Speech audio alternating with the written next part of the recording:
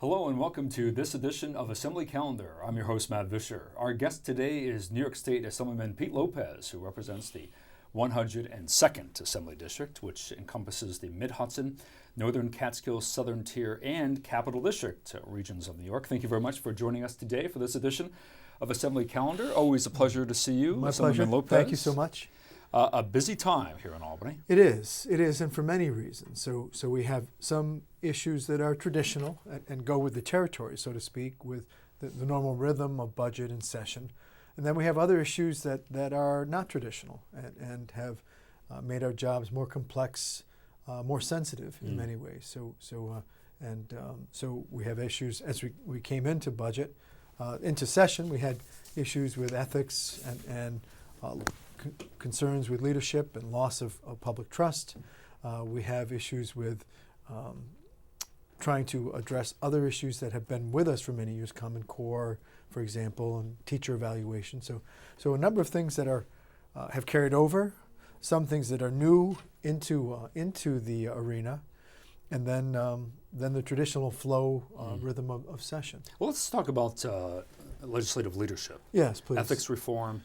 I know the Assembly Republican Conference has been at the forefront of attempting to make changes to the way the legislative process occurs in Albany, which has been mediated by the fact that, I should say prompted by this condensation, if you will, the condensing of power by legislative leaders. And we've seen what happened and how that's played out. We have, and it's interesting, as you look at the organizational structure of the legislature, people are baffled. It doesn't function like any other institution you can think of, public agencies and other governmental entities. The operational structure is more like the feudal era. So someone comes in and they work for a member. So they swear fealty to their lord, all right? And then their lord, the barons and nobles and kings, that's how some of these folks even view themselves. It's hilarious. And then those lords or nobles swear fealty to the king. And the king rules with absolute power. And no one questions the king. Right. And if you question the king, then it's off with your head, or you're exiled, thrown out of the kingdom. And so it's to me, the most frustrating part is all of that works against true democracy. All of that works against the reasons why we're here. I've had people say to me, you don't do anything without going through me first. And my honest answer is, I'm not here for you. I'm here for my people. Right. I'm here to represent them and represent their interests and concerns. This is a representative republic. It is. And so ultimately, the challenge we have is we have the expectation of the public, their views, their belief, their hopes for the process of intelligence and rational decision-making and grassroots policy-driven government crashing headlong into this feudal system, and it's dysfunctional, and it has to stop. One of the issues is attempting to get good, sound pieces of legislation that would have a positive impact on New Yorkers. Sure. To the assembly floor for a vote. That's right. And in an effort to make some of this happen, because as it stands currently, the process is held up by the Assembly Speaker, is it not? In the Assembly, and in the Senate would be the President of the Senate.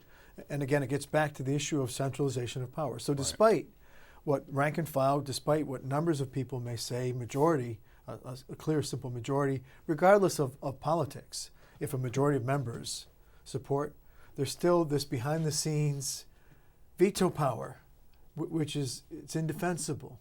And so for us to attack the issues here, we have to dismantle the concentration of power with the leadership. That has to happen. So a colleague of yours, Jim Tedisco, has introduced legislation. He has. I'm a co-sponsor. You're a co-sponsor. Yeah, I am. Titled The Spirit of 76. Jimmy's good with titles, but it has good meaning. Which really is carries. in the spirit of the Revolution of 1776, which was so prominent in the history of our country. And basically, what this legislation says is that there would be a need or a requirement of at least 76 members to be on board to bring legislation to the floor of a vote. And so the translation, and again, Assemblyman Tedisco, he's very good with phrasing and capturing sentiment. 76 is significant with the legislation because 76 represents the number of members of the Assembly required to pass the bill on the floor.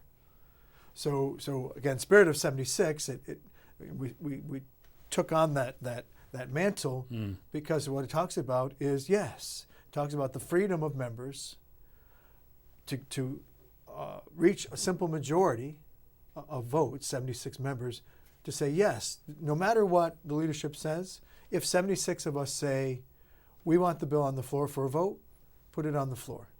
And to me, it's one of the perfect responses to breaking the logjam and this stranglehold of leadership over the members. Well, there was a press conference held recently in which you attended, and you spoke on the spirit of 76. So let's go ahead and take a look at that. We'll come back and discuss in further detail with Assemblyman Pete Lopez. What we're talking about is an institutional problem. I'm just going to give you, as we shine the light of day on this subject, when you think about institutions, you think about management structure. Well, the best parallel to the structure in this building is the feudal era. The king of so-and-so, the earl of so-and-so, the duke of so-and-so. You swear fealty to your lord, unwavering loyalty. And so the issue of independent thought, of independent action, of representing your people is lost in the translation. You can have a conversation with any one of our colleagues, regardless of party, on key issues that matter to families and homes and communities. But yet, when they walk into that chamber, they become locked, particularly in the majority, they become locked into the position that the leadership dictates for them. So as we talked about getting a bill to the floor, once the bill is at the floor, and this provides insights on the other side of the equation. Once the bill is on the floor, the leadership has determined that the bill will pass.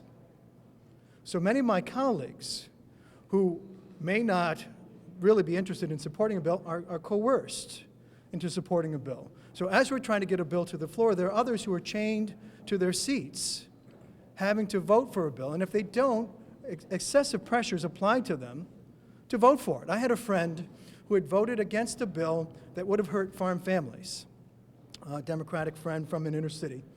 And I went to thank him for his vote of conscience.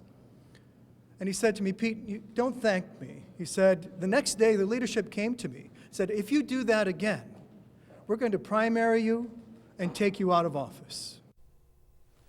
So the Assembly Republican Conference represents an estimated 5 million New Yorkers. Correct. And if this is a representative republic, and you can't represent based on the fact that there's too much power within the assembly, something needs to change. And I would say to you again, it's irrespective of party. So for my colleagues, regardless of their party, if they're being dictated to and told how to vote, they are powerless. They're being told what to do for fear of losing their jobs. What we're saying is throw that fear away. We're not interested in being yoked. Right. We're interested in being individuals who speak our minds, bring the messages from our constituents, push for what we feel is in the best interests of our region and the state.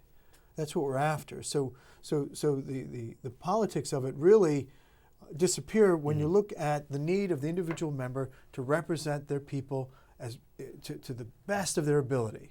And so this bill, again, said regardless of your politics, if 76 members say we want the bill on the floor, it's going to go to the floor for an up or down vote. It may not pass, but at least we take away that power. We begin to dismantle the grip of leadership over everybody, which is destructive. Along the same lines, you introduced a rules change proposal. Yes. As it relates to electronic voting.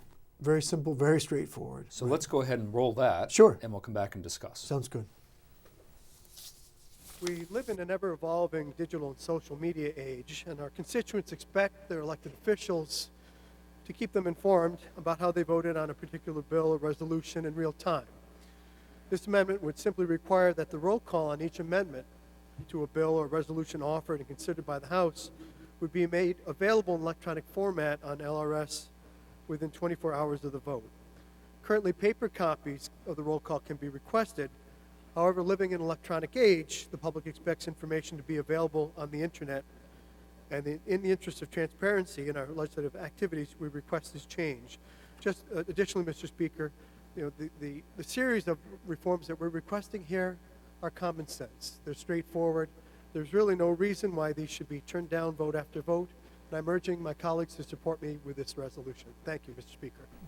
So rules changes change the procedures of what takes place on the floor. So within the House, there are any number of procedures. This one is just saying when there's a vote, get it out to the public, get it out as quickly as possible. So internally, we're also pushing to make sure that the institution is as representative and as available to the public as possible. And my belief is the more knowledge people have, the more power they have, the better able they are to help guide us as we do our job. The budget process is underway in Yes. Albany. Budget hearings are being held in Albany. Among the hearings in which you attended was the agricultural hearing. Yes. And you presented to the Agricultural Commissioner, Richard Ball, a series of questions. One of those questions you asked of him was your concern for the drop in milk prices. Correct. And that impact on local farmers. So Right. let's go ahead and roll his Sure. response, Sounds good. and we'll come back and get your response to his response. Thank you. This past year, the challenge has been more of a supply and demand issue, which is kind of unique, where we had coming off a record year of pricing and a record year of volume.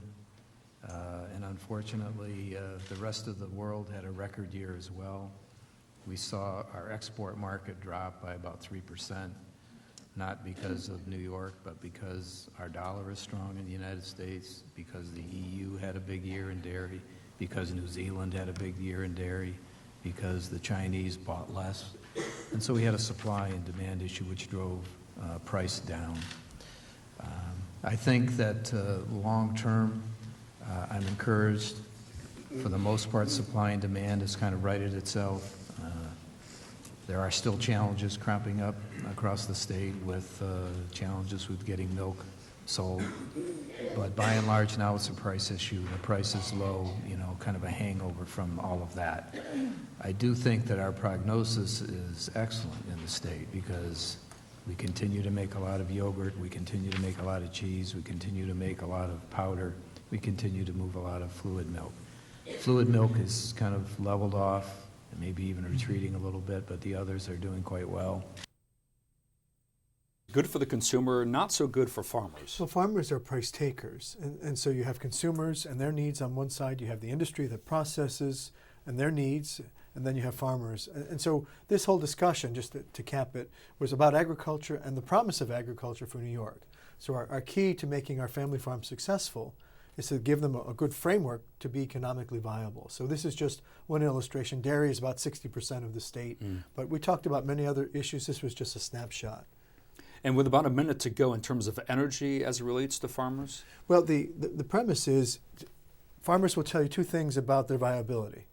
Price of their product, i.e. the milk price, and the cost of their inputs. So if you ask them about it, they'll say energy, cost of feed, cost of care for the animals, manure handling,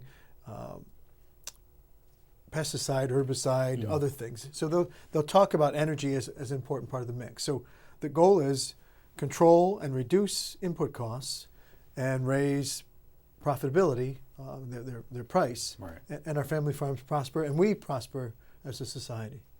Very good. Thank you. Always a pleasure to see Pleasure, you, yep. Assemblyman Pete Lopez. If Thank you'd like you. to reach out to the Assemblyman, you can do so by contacting his district office. The information is on the screen there.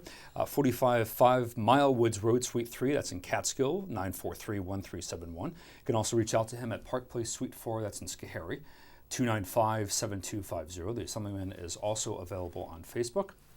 And you can email him as well, lopezp@assembly.state.ny.us. Thank you very much for joining us for this edition of Assembly Calendar. Until next time, I'm Mad Visscher. Take care.